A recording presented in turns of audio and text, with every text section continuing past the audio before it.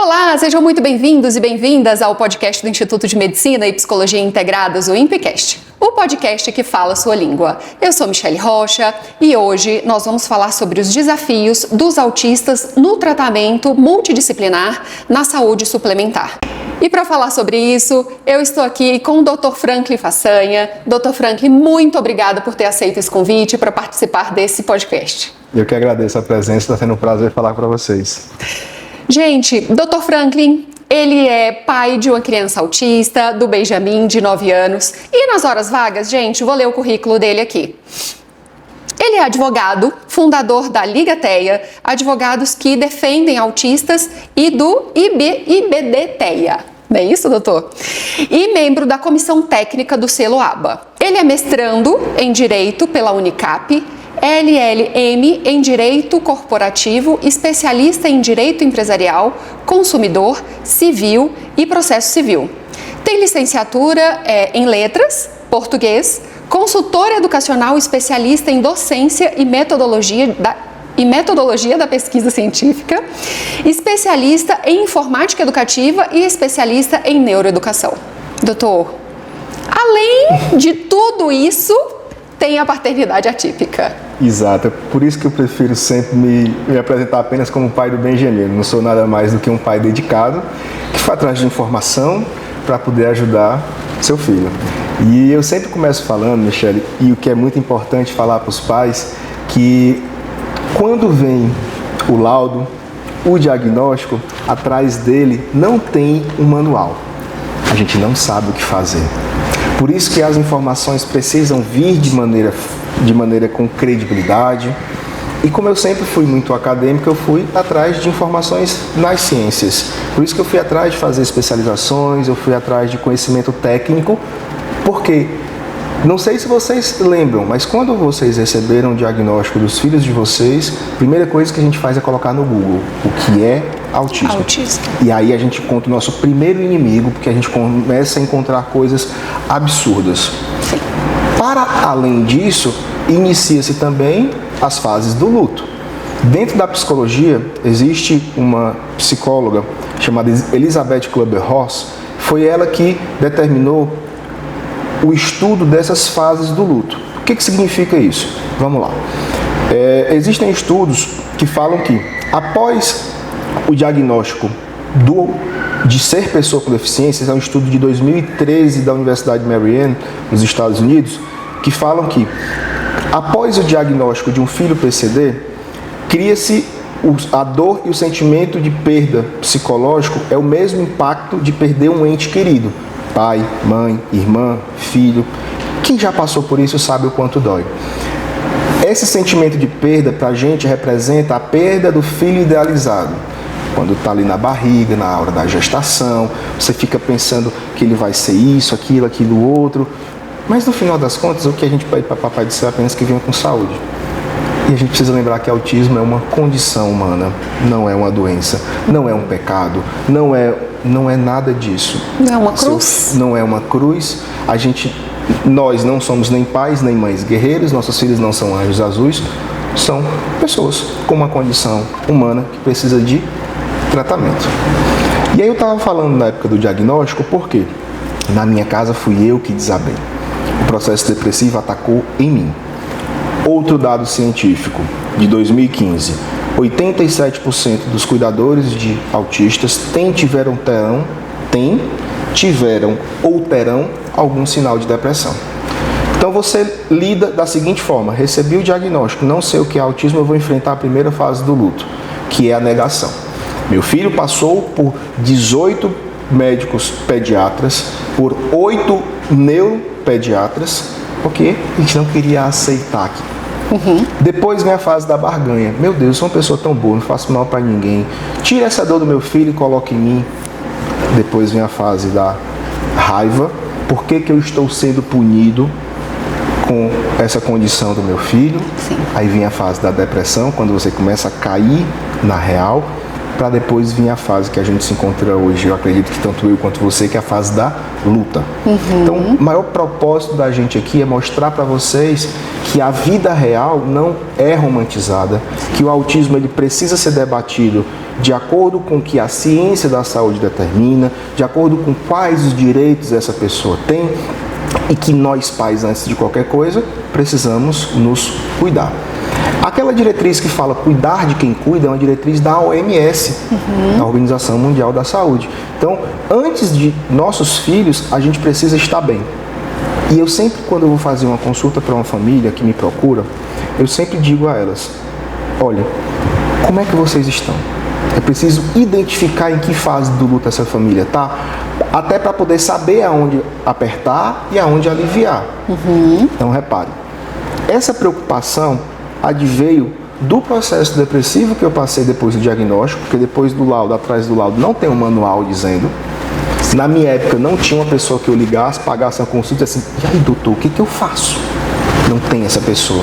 Por isso que eu fui atrás de estudar para me tornar essa pessoa, de ter múltiplas habilidades, de frequentar diversas áreas, dialogar com diversas áreas, para poder chegar e trazer de forma simples para aquela família que acabou de receber o diagnóstico. Então, nesse processo depressivo, quando eu faço questão de expor isso, porque muita gente passa por isso e entende que é uma fraqueza e não quer expor, quando na verdade é uma situação que provavelmente vai acontecer, que precisa de terapia, que precisa de medicamento, que precisa de apoio. Sim. E a gente sabe que isso não é comum. É verdade. As mães acabam absorvendo toda a carga do autismo. E aí eu estava falando sobre essas fases de luto, desse processo depressivo, dessa cuidar de quem cuida, mas a realidade ela é muito cruel. O que eu estou querendo dizer? Mais uma vez, estudo científico 2017 na Itália avaliou casais, desculpa, não é o estudo italiano, é o estudo americano também, avaliou índice de separação em casais. Normal é que 53% das pessoas que se juntam se separam. Agora, quando existe uma condição de saúde no filho ou no filho, esse índice aumenta, e aí nesse caso ele avaliou o autismo, aumenta para 67%, quando o nível de instrução é mais alto. A pessoa tem faculdade. Quando o nível de instrução é mais baixo, esse índice de separação de casais aumenta para 83%. Olha, não sabia dessa estatística. Por isso que quando a gente fala que quando o autismo entra pela porta da sala, o pai sai pela janela.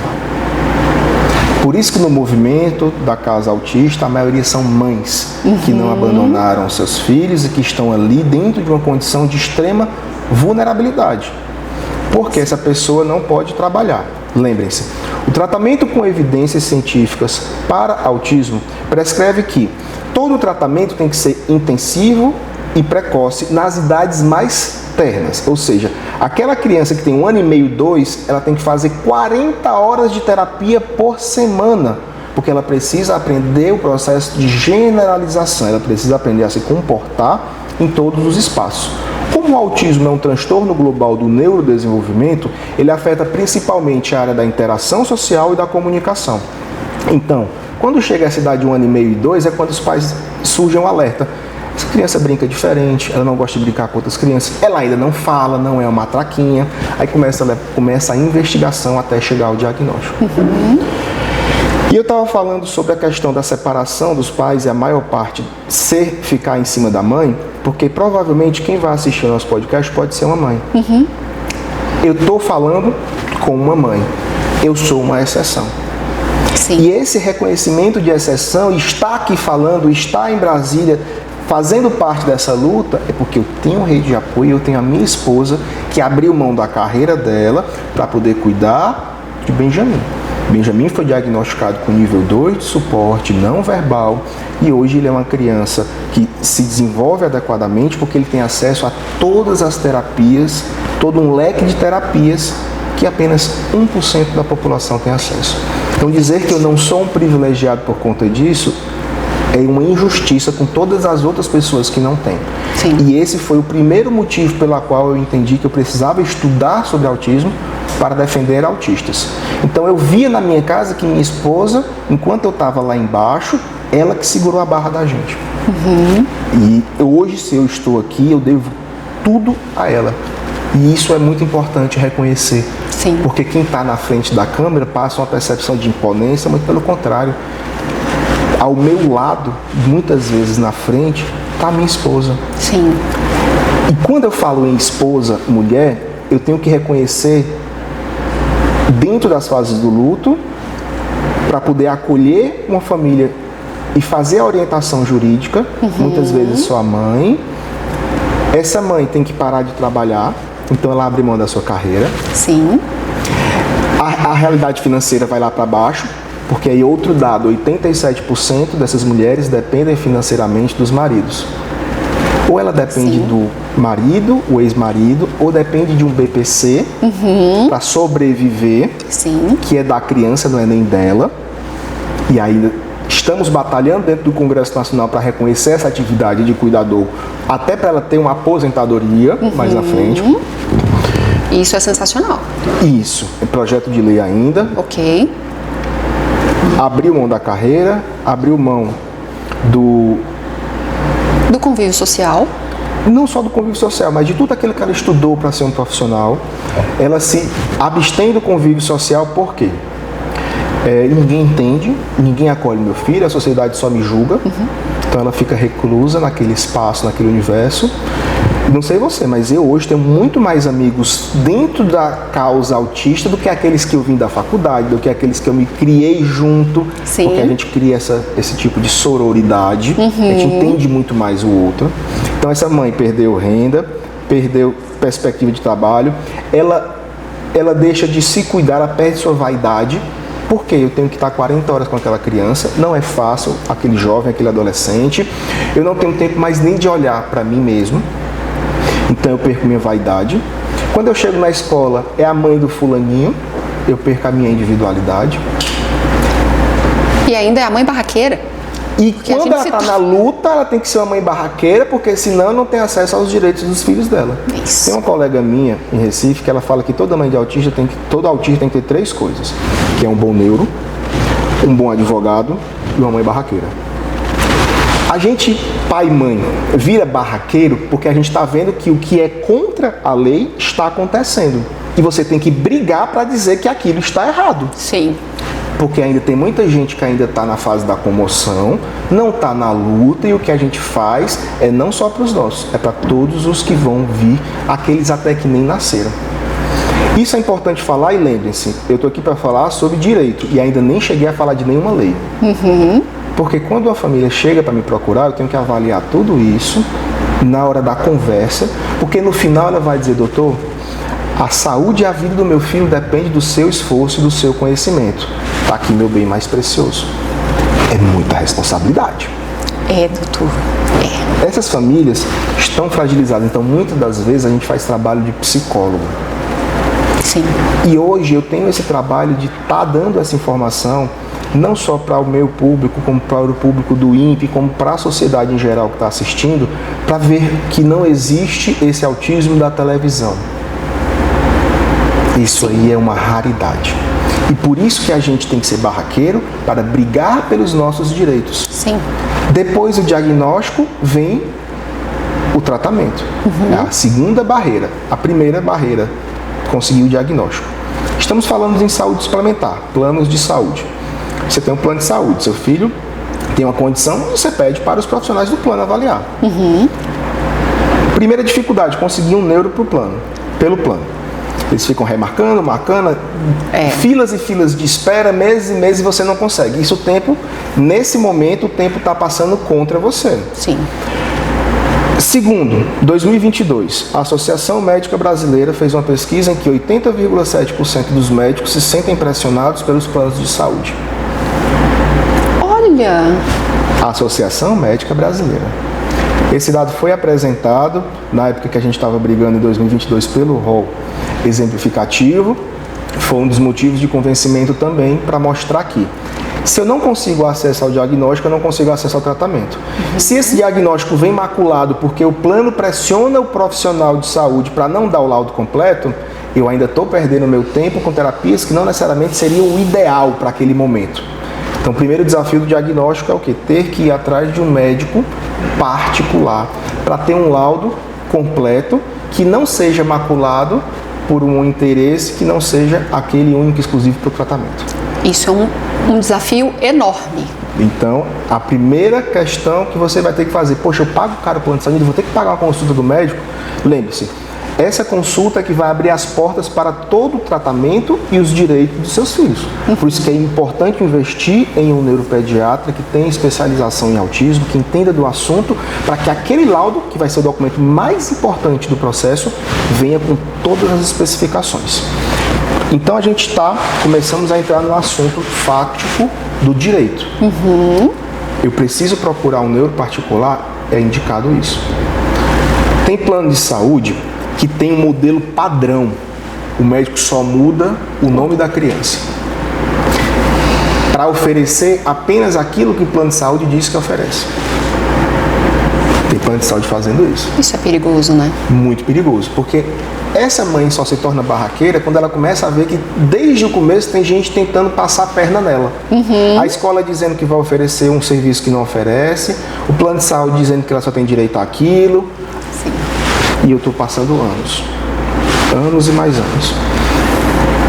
E o que eu tenho para dizer para você nesse momento é: não se culpe.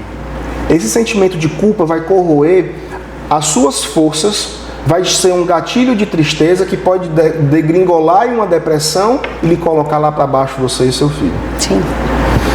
Essa história de mãe guerreira não existe. São pessoas que são sofridas, que precisam fazer isso e se dedicam de corpo e alma. Lembra?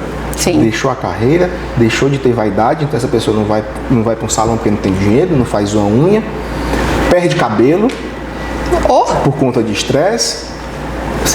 E isso tudo tem que ser levado em consideração, porque você empoderar essa família vai fazer com que ela supere essa parte e vá brigar pelos seus direitos e pelos direitos dos seus filhos. Então, repare, passei pela dificuldade da família, passei pela dificuldade do diagnóstico, consegui o diagnóstico, vou chegar para o plano de saúde e vou pedir o tratamento. E agora? O plano de saúde vai dizer o quê? Eu só ofereço isso aqui. Isso aqui eu não ofereço. O que o plano oferece, que ele tem a obrigatoriedade pela ANS, Agência Nacional de Saúde Suplementar, que é a agência reguladora que regula o mercado da saúde suplementar, que é o mercado dos planos de saúde. Tratamento com fono, psico, TO, psicopedagogia, tarará, tarará. Tudo bem. Isso representa o tratamento em ambiente clínico. 20 horas. Lembra lá no começo que eu falei?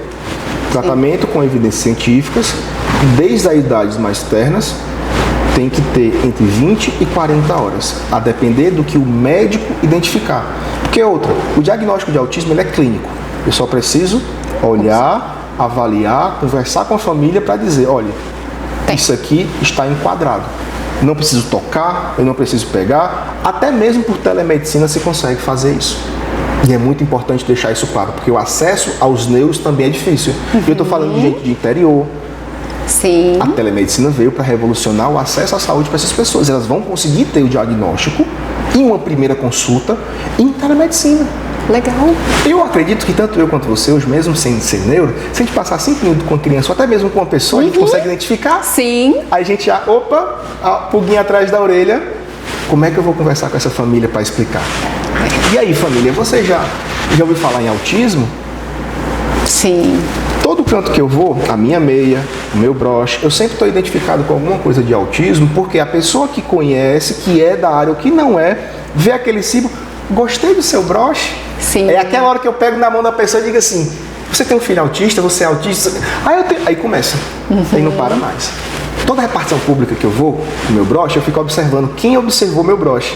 Porque é aquela pessoa que vai me ajudar e abrir as portas naquele espaço. Olha só que Porque legal. todo lugar que a gente vai tem o pai, mãe, tio de autista, porque hoje a prevalência, segundo os dados do CDC, que é o Centers of Disease Control and Prevention dos Estados Unidos, que funciona mais ou menos como o Ministério da Saúde, né, dadas as proporções, por favor, ele tem pesquisa bianual. Então, em 2023, o dado mais próximo da realidade é um autista a cada 36 pessoas. Sim.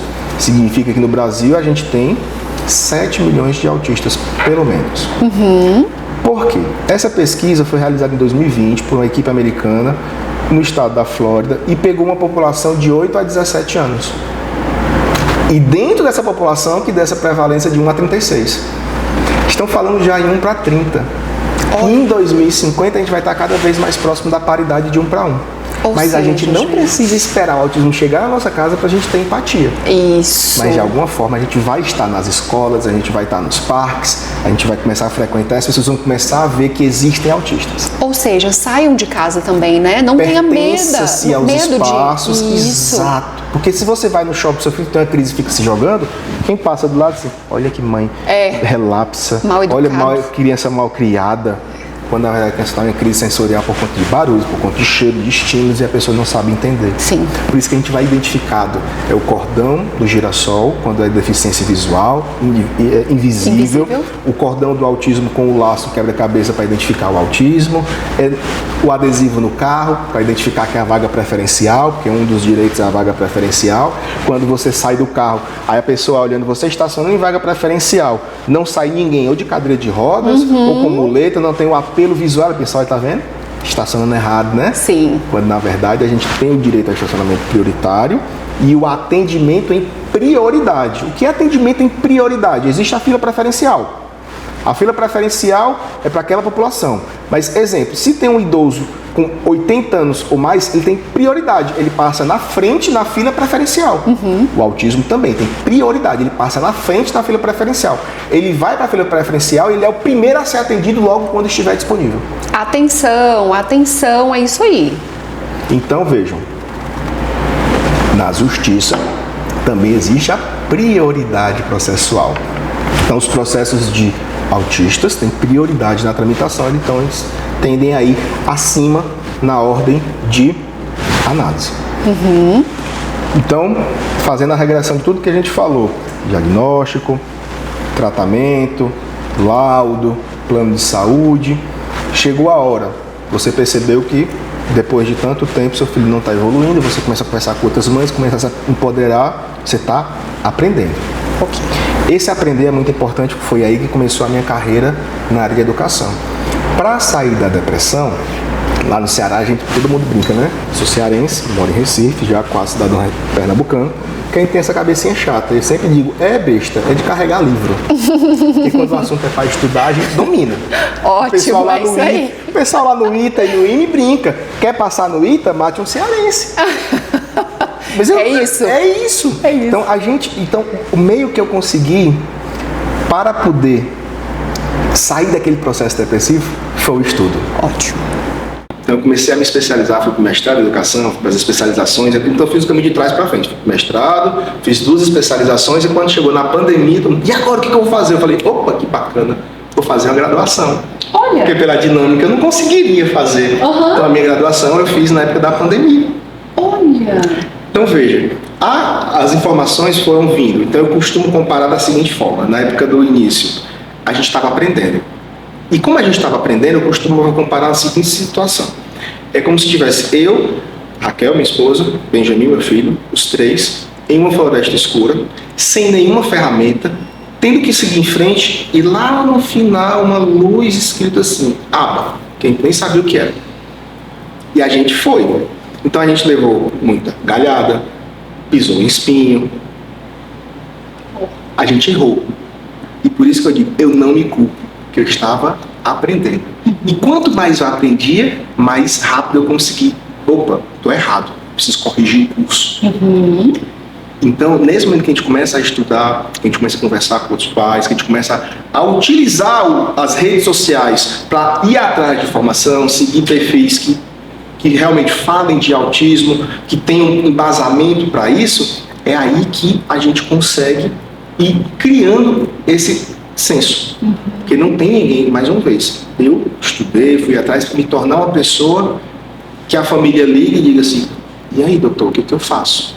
Aquela pessoa que eu queria que tivesse na minha época que não tem, que analisasse as fases do luto, que soubesse dizer, mãezinha, tem calma que eu já passei por isso, vamos por aqui, vamos por ali. Então na minha época, quando era uma floresta escura, hoje o que, diante de tantas lutas de tantos pais e mães, a gente tem hoje o quê?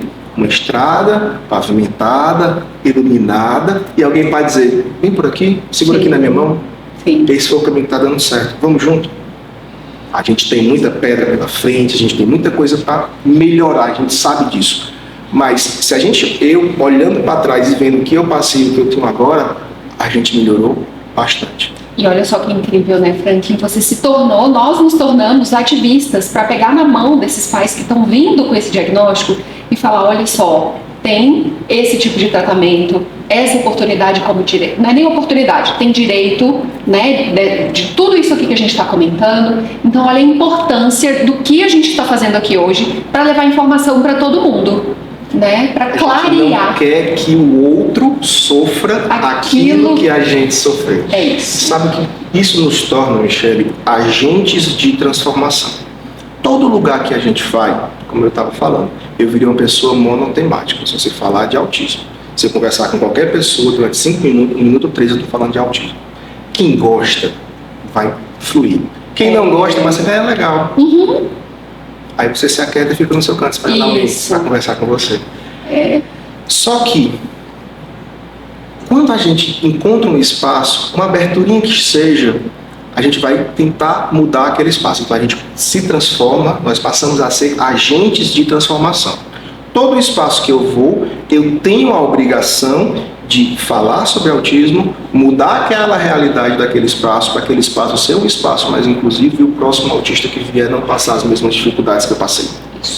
Foi assim que a gente conseguiu mudar a escola do nosso filho, foi assim que a gente conseguiu tratamento no plano de saúde, foi assim que a gente vem batalhando por inclusão social, por inclusão no mercado de trabalho, por todas as dores que essas famílias sofrem. Porque a gente está falando muito de criança, a gente esquece que eles crescem, a gente esquece que tem muito pai que depois do diagnóstico do filho passa a ter o diagnóstico também, porque não sabia o que era. Sim. Tem muito disso também.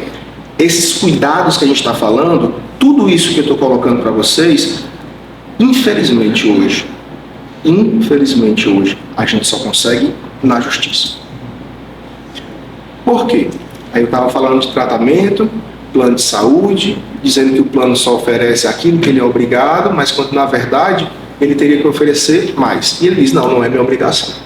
Existe hoje a figura do acompanhante terapêutico, que é um profissional que atua com a criança, um profissional de saúde, atuando com a criança no ambiente escolar, fazendo manejo de comportamento. Ele não está ali para alfabetizar, ele não está ali para ser professor, ele está ali para fazer, às vezes, a criança sentar, se comunicar.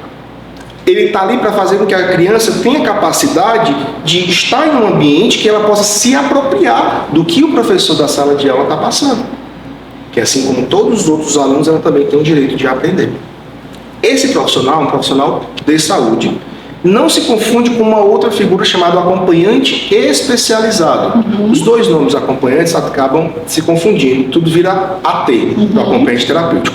Mas existe um acompanhante especializado, que é da Lei 12.764 de 2012, que é a Lei Berenice Piano, artigo 3º, parágrafo 1, que determina que, em caso de necessidade comprovada, o autista tem direito a um acompanhante individualizado no ambiente escolar. O profissional de educação, custeado pela escola. Acompanhante especializado, educação, escola. Acompanhante terapêutico, terapia, plano de saúde. Um joga para o outro joga para um e fica nesse jogo, quando na verdade ambos têm suas responsabilidades. O plano nega. Porque diz que fora do ambiente ambulatorial ele não é obrigado a custear nenhuma terapia. Só que lembra, a terapia tem 40 horas, 20 em clínica, a outra metade ele está em aula.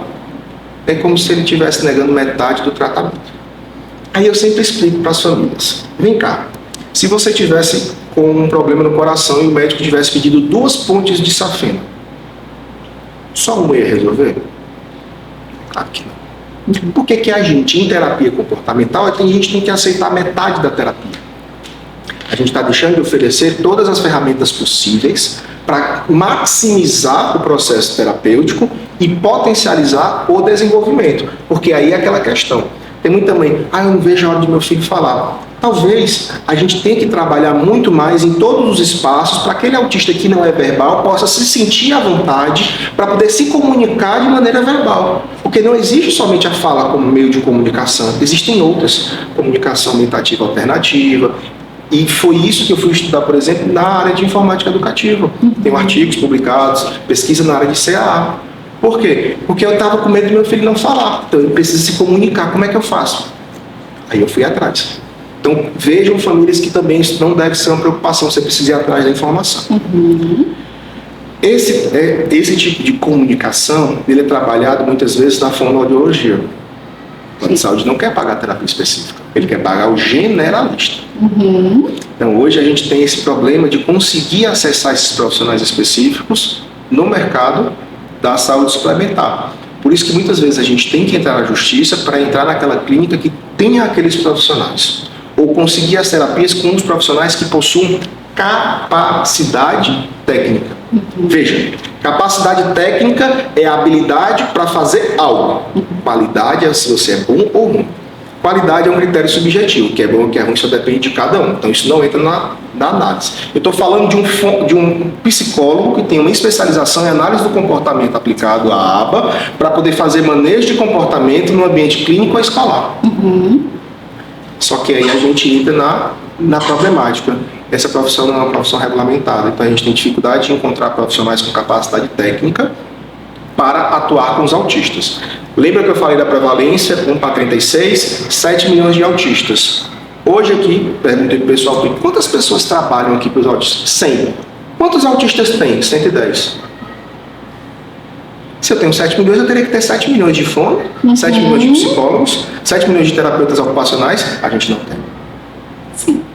A gente tem gente que vai ficar de fora.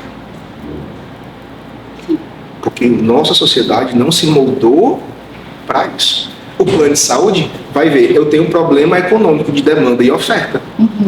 Eu não ofereço porque eu não tenho profissional. O problema é seu, amigo. Porque se você está em fila de espera, isso é legal.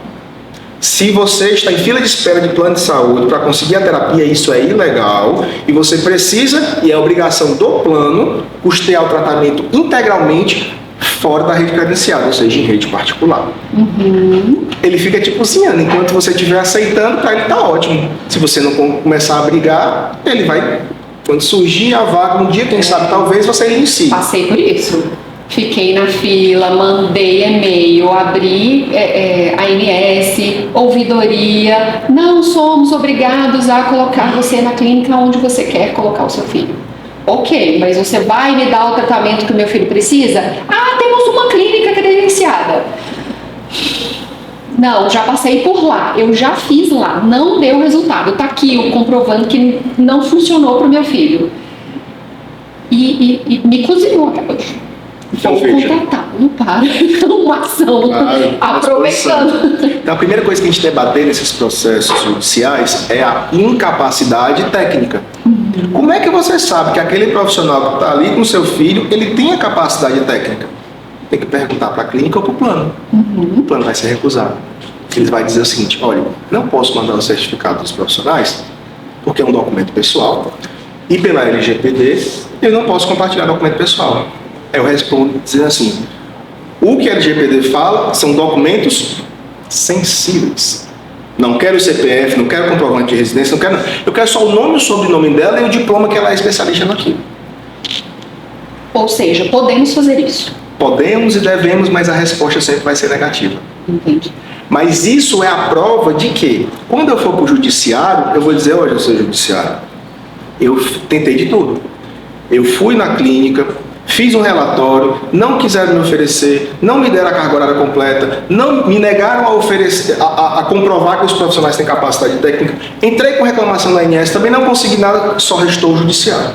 E esse é o erro de muita gente que não trabalha com autismo.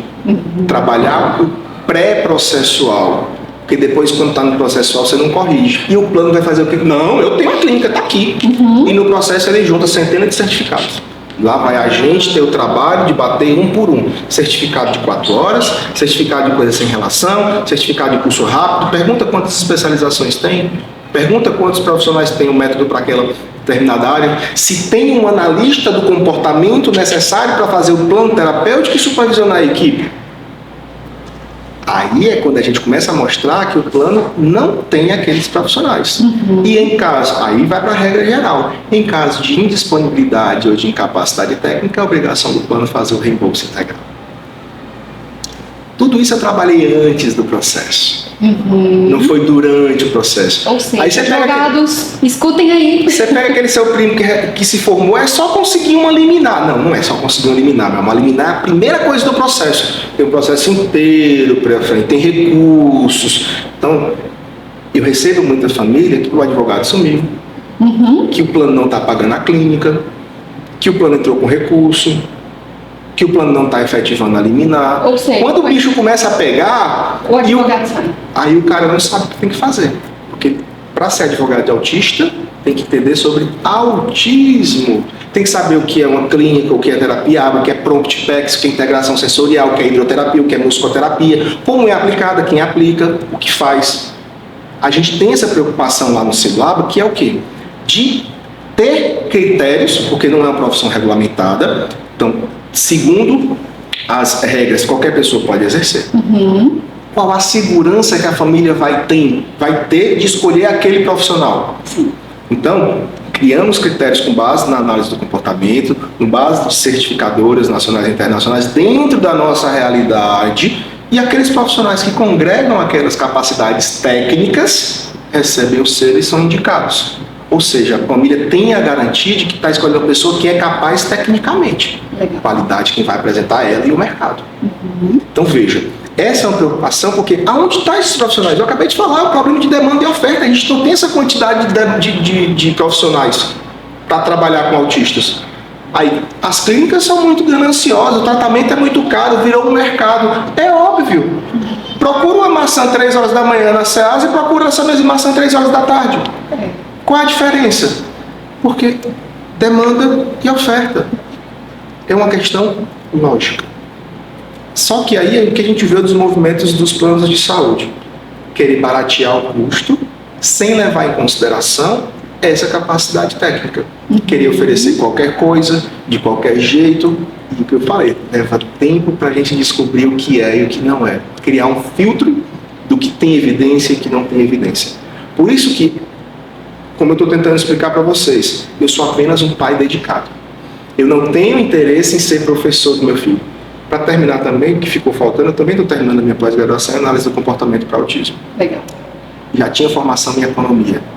E tudo isso se juntou para poder eu ter um filtro muito grande de chegar, se o analista do comportamento está fazendo o trabalho dele correto, se o fono está aplicando correto, se o TO está fazendo na sala de integração sensorial, se essa AVD. Então eu tenho essa preocupação de que se eu conseguir que meu filho tivesse apenas para, não me engana. Se você falar alguma besteira, eu vou saber. Sim. Esse filtro, ele é importante para isso. Para que a gente não seja enganado e também não deixe os outros paizinhos que ainda estão nesse processo de desenvolvimento e maturação também não sejam enganados. Sim. Por isso que a gente vira agente de transformação. Eu não nasci advogado de autista, eu trabalhava para banco, minha área era falência e recuperação judicial, meu livro é nessa área e em economia. E hoje eu começo a pesquisar outras áreas como educação e análise do comportamento, direito e economia, tudo no contexto do autismo. Sim. Para desenvolver mais a ciência, para que a gente tenha um cenário institucional, judicial e legal mais favorável. Mas a gente está lutando contra as grandes corporações. Sim. Então são as corporações mais ricas. A gente tem uma agência nacional que é a ANS, que ela historicamente, desde sua criação nos anos 2000, até muito recentemente, todos os presidentes tinham algum envolvimento com plano, ou com seguradoras, ou com hospitais. Eu tenho um artigo explicando sobre isso. Eu tenho um parecer na Lei 1454 de 2022, que é a lei que criou o rol exemplificativo, tem um parecer técnico meu lá expondo isso. Que é o quê? Dentro do direito a gente chama isso de teoria da captura. É o regulado, ou seja, os planos de saúde, pegando o regulador, que é a ANS, e trazendo para próximo. Sim. Eu nunca vi nenhuma empresa de telefonia dizer que a palavra final é da Anatel. Eu nunca vi nenhuma empresa de energia elétrica dizer que é a Enel.